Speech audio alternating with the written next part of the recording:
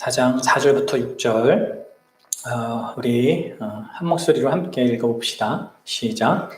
몸이 하나요 성령도 한 분이시니 이와 같이 너희가 부르심의 한 소망 안에서 부르심을 받았느니라. 주도 한 분이시오 믿음도 하나요 세례도 하나요 하나님도 한 분이시니 곧 만유의 아버지시라. 만유 위에 계시고 만유를 통일하시고 만유 가운데 계시도다. 아멘. 우리는 계속해서 사도신경을 함께 배우고 있습니다.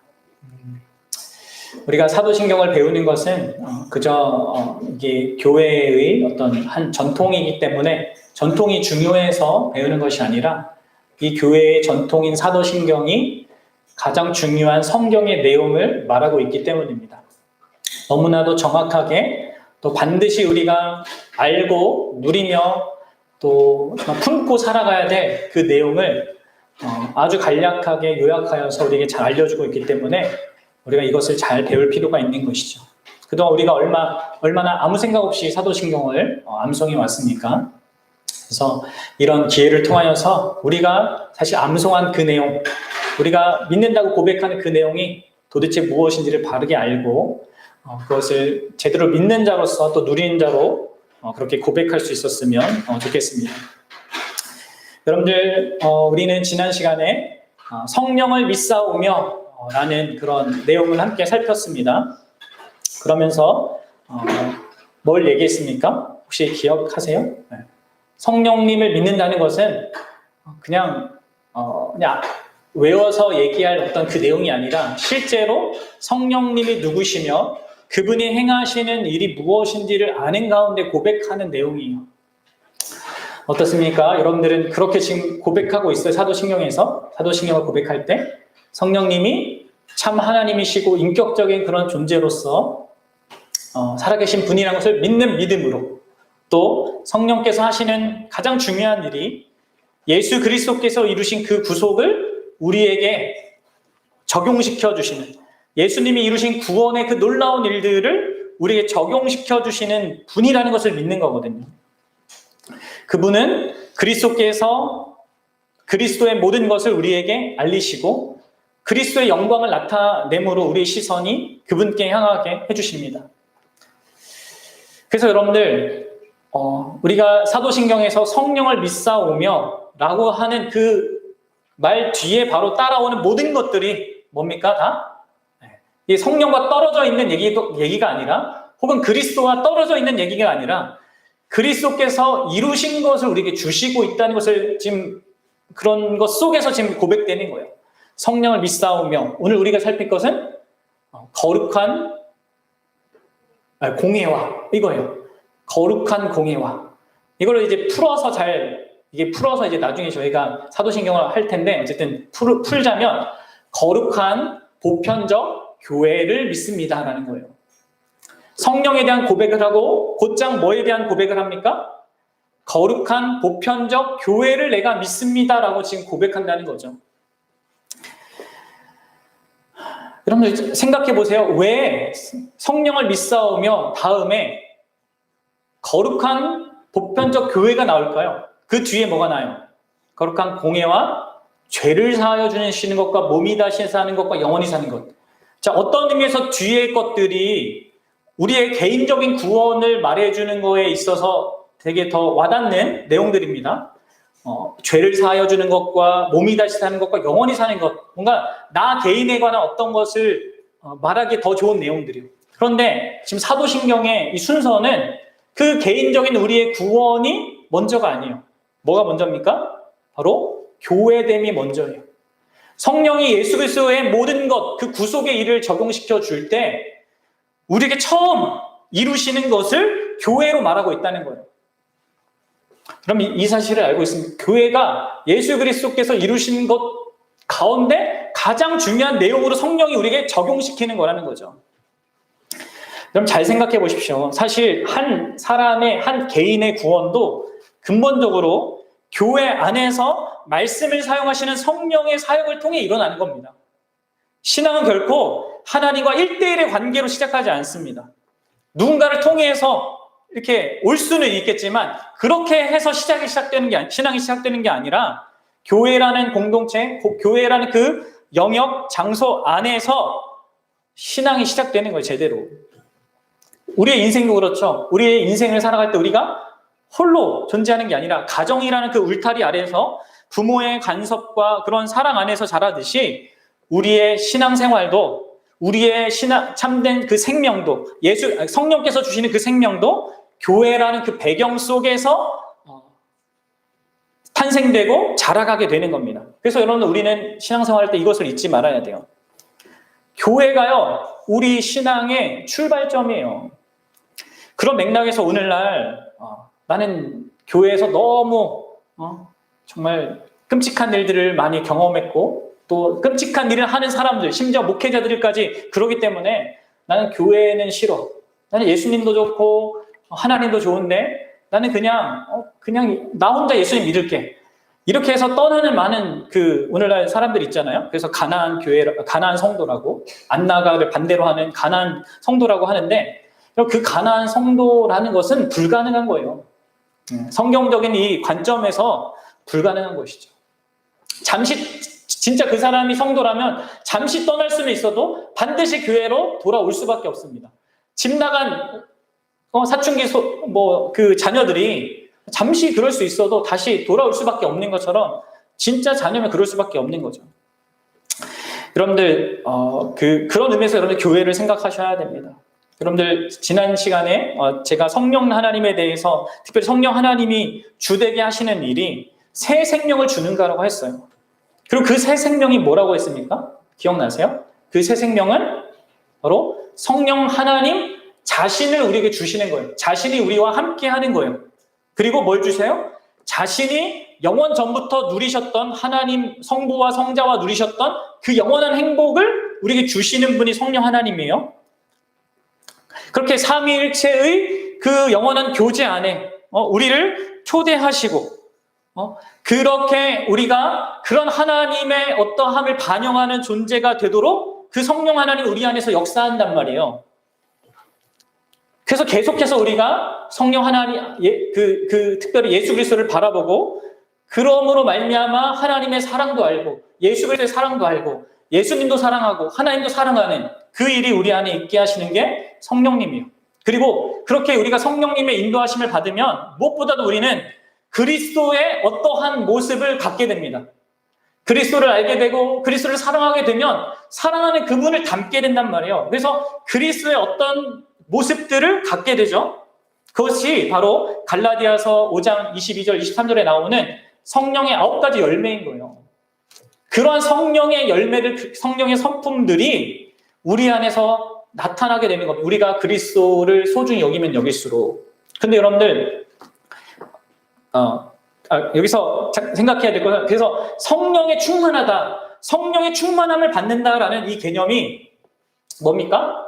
막 황홀한 경험하고 신비한 걸 경험하고 이런 게 아니라 성령의 충만함을 경험하는 것은 뭡니까? 바로 예수 그리스도를 더 사랑하게 돼서 예수 그리스도의 그 성품이 내 안에 나타나는 것을 성령의 충만함이라고 얘기합니다. 그럼 이걸 잘 아셔야 돼요. 그렇죠? 많은 사람이 착각하고 있는데 성령의 충만함은 특별한 무엇을 경험하는 게 아닙니다. 예수 그리스도의 그 아름다우심과 영광스럽심과 사랑스러움을 발견해서 내가 더 예수님을 사랑하게 되고 사랑하는 그 예수님을 더 닮는 어떤 그 모습들이 내 안에 드러나는 것, 그것을 성령 충만이라고 해요. 그런데 여러분들 그 성령 충만한 내용들은 어디에서 나오냐면요, 모두 다 관계 속에서 나오는 거예요. 사랑과 기쁨과 희락과 온유와 자비와 양성과 오랜 참음과 이런 모든 것들은 허공에 있는 것이 아니라 관계 속에서 나온단 말이에요. 성부와 성자와 성령이 관계 속에서 그런 것들을 풍성히 누리듯이 우리 안에 있는 그 성령으로 말미암아 있게 된 그 성령의 열매들도 관계 속에서 있게 되고 관계 속에서 자란단 말이에요. 그래서 여러분들 성령 하나님이 우리에게 주시는 그 열매 맺는 장으로서 그 열매가 자라는 장으로서 교회를 허락하시는 겁니다. 그것이 첫 번째로 성령님이 주시는 가장 귀한 선물이라는 것, 여러분들 이것을 기억하십시오. 오늘날 교회에 대해서 얼마나 다양한 교회 지금 눈에 보이는 현실 때문에 눈에 보이지 않지만 더 분명한 현실로서 하나님 주신 것의 가치를 이게 놓치는 사람이 얼마나 많은지 모릅니다. 너무나 안타까운 거죠. 그래서 여러분들 이 교회를 우리가 눈에 보이는 것이 전부로 보지 말고 성령 하나님께서 그리스도께서 이루신 가장 귀한 것으로서 처음 주시는 그리고 가장 복된 것으로 주시는 영역과 그 공동체를 여러분들이 생각해야 하는 겁니다. 자, 그런데 여러분들 여기 사도신경은 이 교회를 그냥 교회라고 하지 않고 뭐라고 앞에 붙이고 있습니까? 뭐라고 하고 있습니까? 거룩한 보편적 교회라고 해요. 이것이 이러한 교회를 성령님이 주신다는 거예요. 성령님 우리에게 그냥 교회를 주시는 것이 아니라 거룩한 보편적 교회를 주시는 거예요. 자, 근데 여러분 한번 잘 생각해보세요. 여기서 왜 성령님이 이 사도신경이 거룩한 보편적 교회들을 주신다고 하지 않았을까요? 왜 그랬어요? 교회들이 많잖아요, 이 주변에, 우리 세상에, 온 세계 열방에. 근데 왜 교회들이라고 안 하고 거룩한 보편적 교회를 준다고 했을까요? 지금 하나 단수로 얘기하는 거예요. 뭐예요? 왜요? 네. 교회는 하나이기 때문에 그렇습니다. 우리는 교회 생각하면 주변에 다니는 혹은 주변에 보이는 그 막 십자가 관련된 건물을 자꾸 생각하는데, 사도신경은 우리가 교회에 대해서 생각할 때 근본적으로 보다 더 큰 관점을 소유해야 한다는 것을 가르쳐주고 있는 거예요. 바로 우리가 지금 속해 있는 그 영광교회도 거룩한 보편적 교회라는 것 안에 속해 있는 겁니다. 그렇게 생각하라고 지금 말하고 있는 거예요. 여러분들은 그런 생각 속에서 우리 교회를 생각하고 있습니까? 거룩한 보편적 교회는요, 하나예요. 유일합니다. 그리고 이 하나됨을 교회의 통일성이라고도 말하거든요. 이 교회가 하나의 교회라는 것은 무슨 의미일까요? 그렇다면 여러분들, 교회는 하나다라는 것은 무슨 의미일까요? 무슨 의미겠어요? 이것은요, 이 모든 교회들을 포함하고 있는 이 교회가 하나인 이유는 삼위 하나님께서 세우신 것이기 때문에, 삼위 하나님에 의하여서 형성된 바로 독특하고 특별한 공동체이기 때문에 하나인 거예요. 이걸 기억하십시오. 이 세상에 오고 오는 모든 시대에 존재하는 모든 소위 교회들은 오직 삼위 하나님, 성부, 성자, 성령 하나님에 의해서 세움을 받고 있고 앞으로도 그렇게 세움을 받게 될 것입니다. 그렇기 때문에 유일한 공동체인 거예요. 그러니까 우리가 남들과 뭐가 다른 무엇이 있어서가 아니라, 우리끼리 뭔가 종교활동을 따로 해서가 아니라 삼위 하나님께서 세우신 교회니까 그런 의미로서 하나라는 거죠. 그래서 여러분 오늘 에베소서 4장 4절부터 6절이 그런 내용을 다 담고 있죠. 여기서 삼위 하나님이 교회에 대한 것을 이렇게 얘기하면 다시 한번 생각하면서 읽어보세요. 삼위 하나님이 교회에 다 관여하고 있구나, 이걸 보시면서 다시 한번 읽어봅시다. 시작. 몸이 하나요 성령도 한 분이시니 이와 같이 너희가 부르심의 한 소망의 안에서 부르심을 받았느니라. 주도 한 분이시요 믿음도 하나요 세례도 하나요 하나님도 한 분이시니 곧 만유의 아버지시라. 만유에 계시고 만유를 통일하시고 만유 가운데 계시도다. 자, 4절에서 성령이 나오시고 5절에서는 주님 예수 그리스도가 나오고 6절에서는 성부 하나님이 나오죠. 이 삼위 하나님에 의해서 하나 된 게 교회라는 거죠.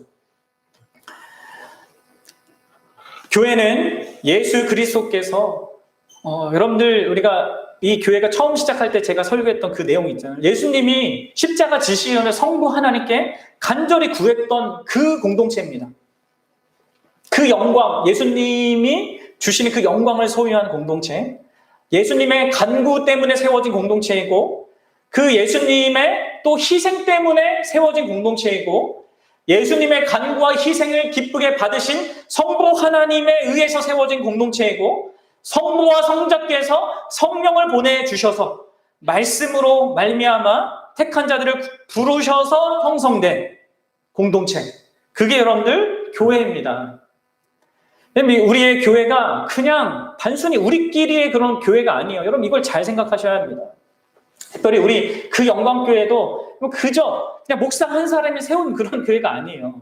여러분들이 있어서 한 게 아니고 우리 교회가 있기까지도 다양한 상황들이 있었겠죠. 그리고 우리 전에 있었던 교회에서 참된 교회를 위해서 기도하고 그런 목회자가 나오길 기도하고 저도 거기에 동참해서 같이 사역하고 또 같이 기도하고 준비하는 그런 모든 과정들을 거쳤고 또 어딘가에서 여러분들 알지 못하는 그런 모든 관계 속에서 준비되어서 그렇게 우리가 교회로 모여져 있단 말이에요. 이것은 우리가 시작한 것이 아니라 우리가 이룬 것이 아니라 창세 이 영원하신 삼위 하나님이 이 특별히 대한민국이라는 또 이 시대라는 어떤 시점에 어떤 교회들의 기도와 간구를 통해서 하나님이 세워 가시는 그런 교회로 있단 말이에요. 여러분 이것을 알아야 됩니다. 이런 의미에서 교회는 하나인 거예요. 비록 오늘날 교회들이 기독교가 다양한 교파나 교단으로 나눠져 있지만 여러분들 교파나 교단이 나눠져 있는 것은 이렇게 생각하면 됩니다. 왜 교회는 이렇게 다 갈라져 있냐? 그게 아니라요. 그게 아니고 우리의 몸이 다양하잖아요. 팔도 있고 손도 있고 다리도 있고 코도 있듯이 그런 역할이 다른 거예요. 다. 그런 역할에 따라서 구분되어져 있는 것이죠. 그러나 이렇게 구분되어 있는 모든 교회들은 하나인 유일한 교회에 속해 있는 겁니다. 그럼 이런 관점에서 우리가 이 세상의 현실의 교회들을 생각해야 합니다. 그리고 교회의 하나됨을 바로 이런 부분 속에서 생각할 수 있어야 됩니다. 근데 여러분 안타깝게도 많은 사람들이 교회를 자기중심적으로 생각을 해요. 오늘날 많은 사람들이 내가 예수를 믿고 내가 그 다음에 교회에 가입한다 라는 식의 생각을 합니다. 이는 엄청나게 잘못된 거죠. 마치 동아리에 가입하듯이 그래서 자신의 교회를 선택할 수 있는 것 그리고 아무 때나 그냥 떠날 수 있는 것을 생각하는 거예요. 그래서 흔히 자기에게 맞는 교회를 찾아 혈안이죠. 또 그런 교회가 되려고 또 교회들도 날립니다. 여러분들 교회는 성부 하나님께서 아들과 성령을 통해서 우리를 주권적으로 불러 모으신다는 것을 출발점으로 항상 삼아야 됩니다. 그렇지 않으면 자꾸 교회에 대해서 이렇게 생각하게 되는 거예요. 어떤 사람이 마음에 안 들면 다른 교회 가지. 저 목회자가 마음에 안 드니까 저 설교가 마음에 안 드니까 가야 해. 이런 식으로 자기 중심적으로 이렇게 판단하면서 교회를 대할 수밖에 없는 겁니다. 여러분들 교회는 예수 믿겠다고 한 그 사람이 자발적으로 선택할 수 있거나 혹은 그런 사람들이 모여서 우리가 교회하자 해가지고 다 되는 단체가 아닙니다. 삼위 하나님의 역사로 존재하는 이 세상의 유일무이한 단체예요. 공동체입니다. 예수님께서 말씀과 성신으로 불러 모으시고 또 말씀과 성령으로 보호하시고 보존하는 게 교회입니다. 이걸 꼭 기억하십시오. 교회의 주인은 목사도 아니고 성도도 아니고 집사와 장도도 아니고 주님이십니다. 오늘 어떤 교회들은 교회 주인은 성도다 막 이렇게 하는 교회도 있는데 아닙니다. 교회 주인은 성도들 아니에요. 예수님이 주인이시지. 그래서 여러분들 이렇게 교회는 삼위일체 하나님으로 말미암아 존재하는 하나의 공동체라는 거 그리고 그런 의미에서 이 하나됨에서 가장 중요한 게 뭐겠습니까? 자, 우리가 이제 하나 되기 힘쓰자 하는 우리의 어떤 교제, 우리의 같은 어떤 나눔 이게 중심이 아니라 뭡니까? 우리를 하나 되게 하시는 성부 하나님, 성자 예수님, 성령 하나님의 말씀입니다. 교회의 하나됨의 핵심은 하나님의 말씀이에요. 교회 주님이 주님이시니까 교회의 머리가 예수 그리스도시니까 우리는 그분의 말씀을 듣고 그분의 통치를 받아야 하는 것입니다. 그것이 교회가 하나됨을 소유한 어떤 내용이고 하나됨을 추구할 때 가져야 될 생각이에요. 여러분 아시겠습니까? 네. 그래서 여러분 성경은요 우리에게 하나 되기 위해 애쓰라 그러지 않아요. 무슨 말인지 압니까? 하나 되기 위해 힘써라 이렇게 하지 않는다고요. 오히려 이렇게 얘기합니다. 에베소서에 보면 성령이 하나 되게 하신 것을 잘 보세요. 성령이 하나 되게 하신 것을 힘써 지키라 합니다. 이미 하나 되게 하셨다는 게 전제로 되어 있습니다. 하나님이 하신 것이 전제로 되어 있고요. 하나님이 그렇게 하셨으니까 그 가운데 행해라. 그것을 누려라. 그걸 풍성하게 누려라. 이렇게 요구하고 있단 말이죠. 아시겠죠?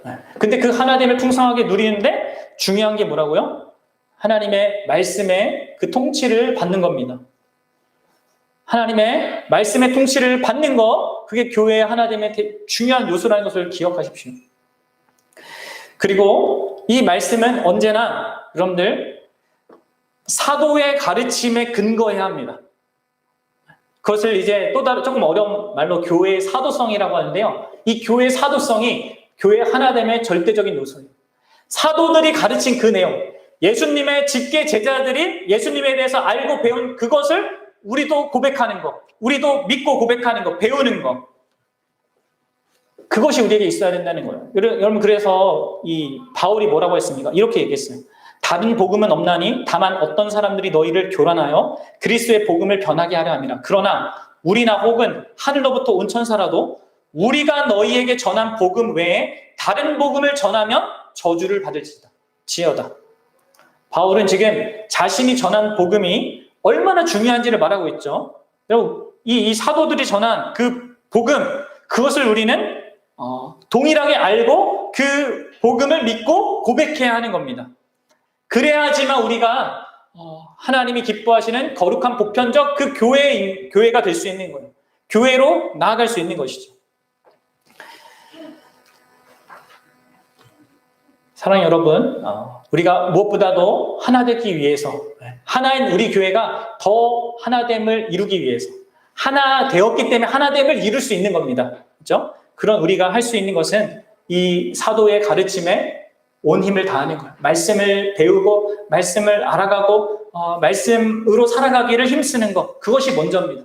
그리고 그 안에서 우리가 함께 또 교제하고 나누는 것이, 사랑하는 것이 따라오는 겁니다.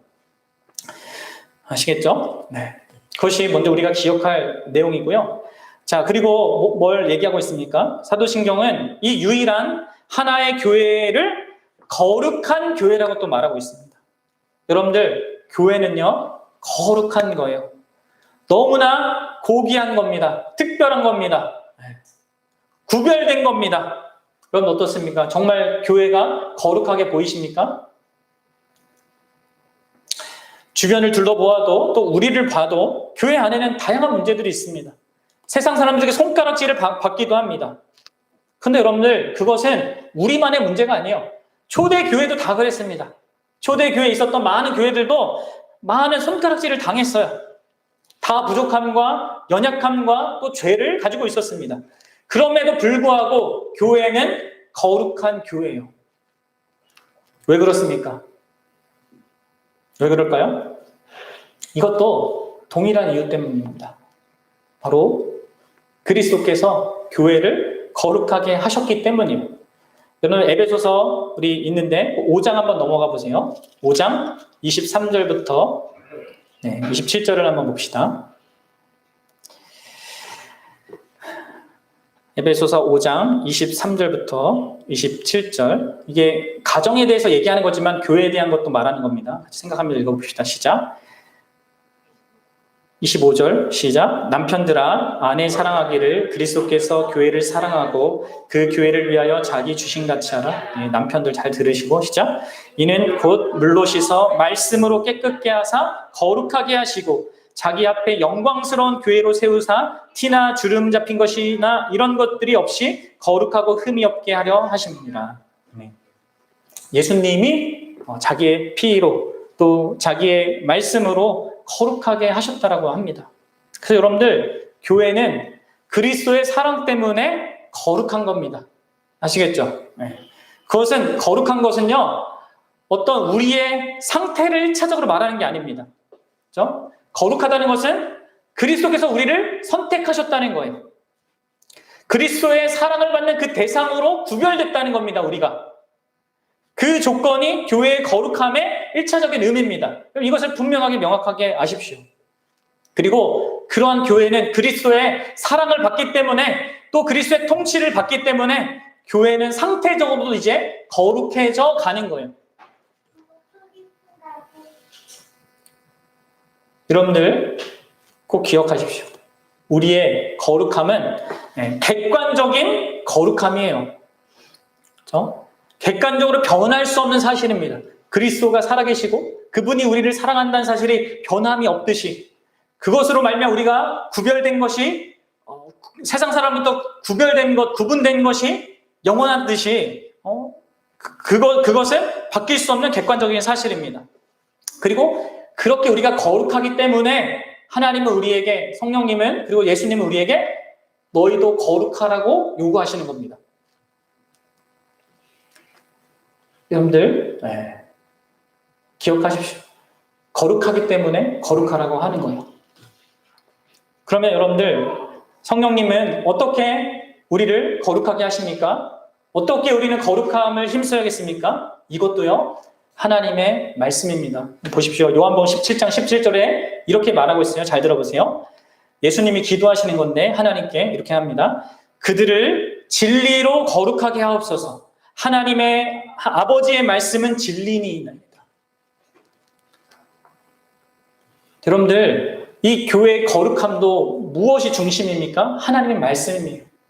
교회의 하나됨도 하나님의 말씀이 중심이듯이 하나님을 이루기 위해서 우리가 말씀을 중심으로 하나됨을 이게 이루어내듯이 거룩함도요, 하나님의 말씀으로 가능해지는 겁니다.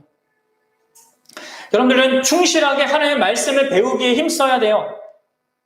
그냥 대충 막연하게 뭐 하나님이 이런 분이지 뭐 이렇지 하면서 가면 안 됩니다. 예전처럼. 우리는 거룩한 하나님의 말씀을 따라서 우리를 거룩하게 만들어 가시는 그분의 의도에 따라서 순종하며 나아가는 겁니다. 그렇게 함으로 이 세상 가운데 우리가 거룩하다는 것을, 하나님의 그 거룩하다는 것은 여러분들 다른 게 아닙니다. 우리가 하나님의 예수 그리스도의 사랑을 받고 있다는 걸 드러내는 거예요. 그것을 이 세상 가운데 드러내는 겁니다. 그런데 우리는, 이 교회는 세상을 거룩하게 만들기 위해서 존재하는 단체가 아니에요. 공동체가 아닙니다. 이걸 잊지 말아야 돼요. 오히려 세상을 닮지 않은 그 거룩함,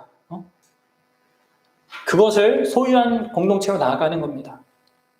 이게 우리의 거룩함의 의미입니다. 마지막으로 여러분들, 사도신경은 우리 유일한 하나의 거룩한 교회가 어떤 교회라고 합니까? 보편적인 교회라고 하고 있습니다.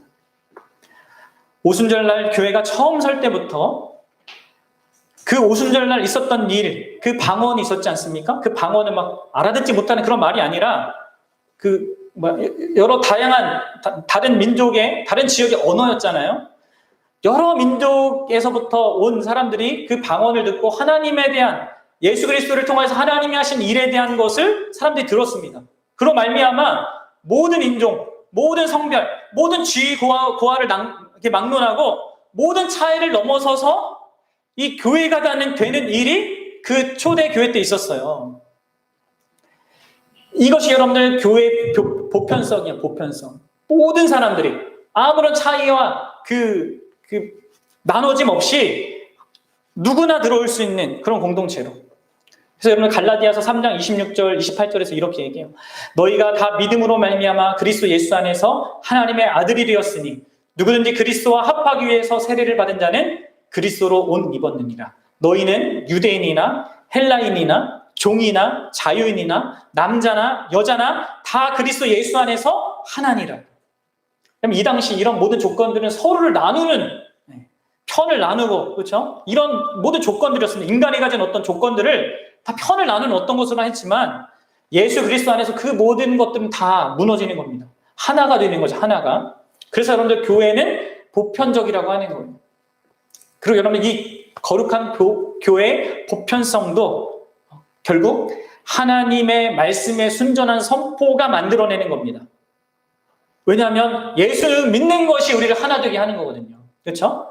그 예수님을 어떻게 믿게 됩니까? 하나님의 말씀이 선포될 때 예수님을 믿는 믿음이 일어나는 거잖아요. 그래서 여러분들, 이 교회의 보편성도 여러분들 하나님의 말씀으로 규정되는 겁니다. 하나님의 말씀이 온전하게 선포될 때 모든 차별이 사라지는 것이고, 또 하나님의 말씀이 온전히 선포될 때 모든 차별을 뛰어넘는 그런 것들이 일어나는 거죠. 사랑하는 여러분, 우리가 보편적인 그런 특징을 가진 교회이기 때문에 보편성을 우리는 예수 그리스도로 말미암아 소유하고 있기 때문에 그래서 우리는 보편적인 교회가 되기 위해서 힘써야 됩니다. 역시 이것도 같은 원리예요.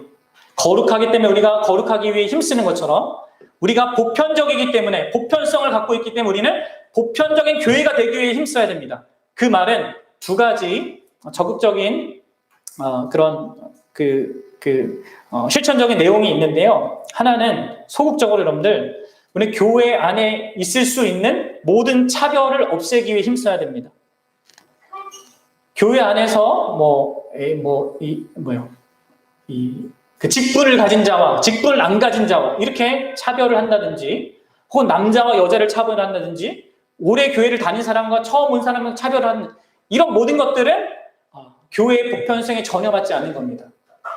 어떤 교회들은 그렇잖아요. 미국에 가면은 미국인 교회들만 있고 흑인들만 다니는 그런 교회들이 있고 이렇게 나눠져 있습니다. 그러면 그런 것들은 교회의 보편성을 참으로 이렇게 무시하는 처사입니다. 가진 자와 없는 자의 구별이 있어도 또 안 되고요. 지역색이 있어서도 안 되고 남녀노소 빈부 귀천 구별이 없이 모든 종류의 사람들이 예수 그리스도를 믿기만 하면 다 어울릴 수 있는 그런 개방적인 공동체. 그래서 여러분들 어떤 의미에서 우리 어린 아이들과 함께 예배하는 것도요. 이런 것을 이루는 데 있어서 되게 중요한 겁니다.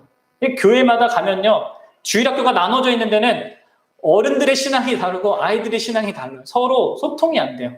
그리고 어린 아이들은 가다가 다 교회 떠나고 이런 상황이 있는데 이런 부분에 있어서 우리가 어린 아이들에게도 관심을 갖고 또 함께 하는 일의 중요성을 여러분 잘 알았으면 좋겠습니다.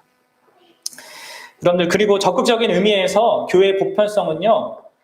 적극적인 의미에서 우리끼리만의 그 공동체로 남아있는 것은 교회의 보편성을 훼손하는 거예요. 교회는 누구나 올 수 있는, 누구나 참여할 수 있는 공동체잖아요. 그래서 이 교회의 보편성이 적극적으로 나아가서 이 세상을 향해서 복음을 전하게 만드는 겁니다. 교회는 가능한 더 많은 사람, 더 다양한 지역에서 복음을 전하기 힘써야 됩니다. 이처럼 여러분 교회의 보편성은 교회의 선교적인 그 사명을 말해주고 있는 겁니다. 그래서 전도나 해외 선교나 이런 것들을 하지 않는 교회는요, 이 적극적으로 교회 보편성에 관심이 없는 거예요. 교회의 전도나 선교나 이런 것들은요, 여력이 있으면 할 수 있는 것이 아니라 본질적인 활동입니다. 교회, 우리의 본질적인 활동이라고, 내가 복음을 전하는 거. 사랑하는 여러분, 결론을 맺겠습니다. 이처럼 하나의 거룩한 보편적 교회만이 참된 교회입니다. 바라기는 우리 그 영광 교회가 그 참된 교회 한 지역 교회로서의 역할을 잘 감당할 수 있기를 바랍니다. 참된 교회는요, 그 하나인 보편적인 그 거룩한 보편적인 그 교회만이 참된 교회고요. 그 참된 교회의 한 지체로서 우리가 함께 나아가는 겁니다. 그리고 거기에서 가장 중요한 것은 머리 되신 주님께서 말씀과 성령으로 우리 교회를 통치하고 이끌어 가셔야 됩니다. 그래서 여러분들 무엇보다도 우리 교회 안에서 가장 중요한 것은 하나님의 말씀이 바르게 순전하게 선포되어야 해요. 그럼 이것이 여러분들 교회를 생각할 때마다, 교회를 기도할 때마다 가장 중요하게 하셔야 될 기도입니다. 우리 종교 개혁자들, 믿음의 선배들이 참된 교회의 특징으로 3가지를 말했어요. 그럼 아세요? 순전한 말씀의 선포, 성례의 시행, 그리고 권징의 시행. 이 권징은 말씀을 이렇게 왜곡하는 사람들에 대해서 어떤 처리를 하는 거거든요. 출교를 하든지 죄 극심할 때는. 그래서 이 3가지가 다 뭐가 중심에 있냐면 하나님의 순전한 말씀과 다 연결되어 있습니다. 그러니까 교회의 핵심적인 특징은, 참된 교회의 정말 중요한 특징은요, 하나님의 말씀이 온전하게 선포되어야 합니다. 그래서 여러분들 다시 한번 여러분들에게 말씀드리지만, 그리고 여러분들에게 부탁드리지만, 정말 우리 교회가 하나님이 이 부족한 저를 세워서 말씀을 전하게 하셨는데 저를 위해서 많이 기도하셔야 됩니다. 그래서 하나님의 말씀이 정말 성경이 말하는 대로 가감없이 바르게 선포되어지도록, 그래서 우리가 하나인 교회가 되고 거룩한 교회가 되고 보편적인 그런 교회가 되어지도록, 그래서 참된 교회의 그 모습을 드러내는 그런 우리 한 지역 교회가 되어지도록 여러분 기도하셔야 됩니다. 그리고 자신도 그러한 교회의 지체라는 걸 알아야 되고요. 그렇게 자신도 말씀 안에서 그렇게 하나인 거룩한 보편적인 교회인 한 그 부분으로 살아가는 자라는 것을 또 인식하고 그렇게 살기로 힘써야 됩니다.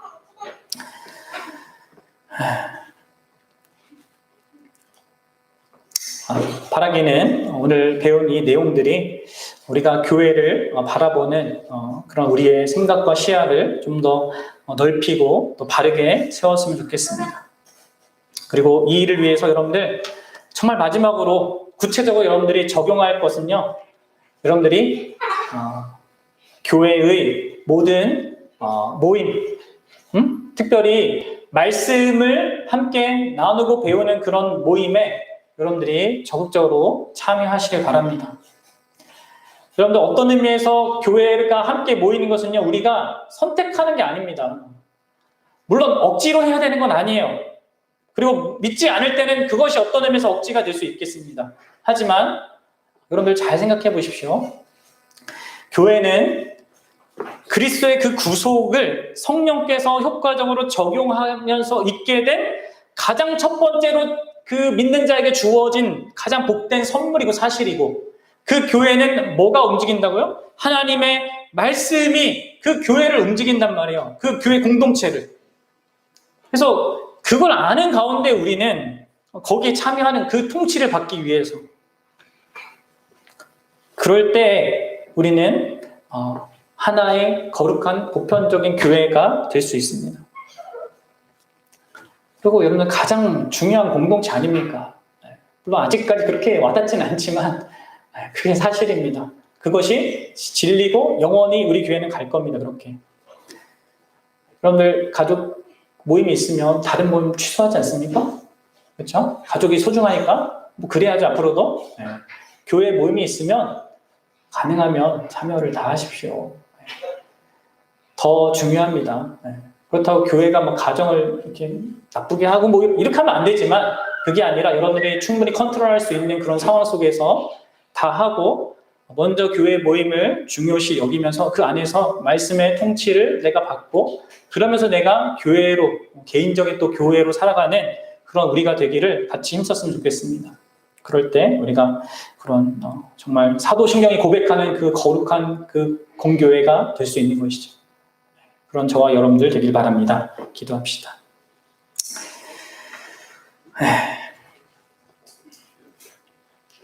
우리 이 시간 같이 기도하겠습니다.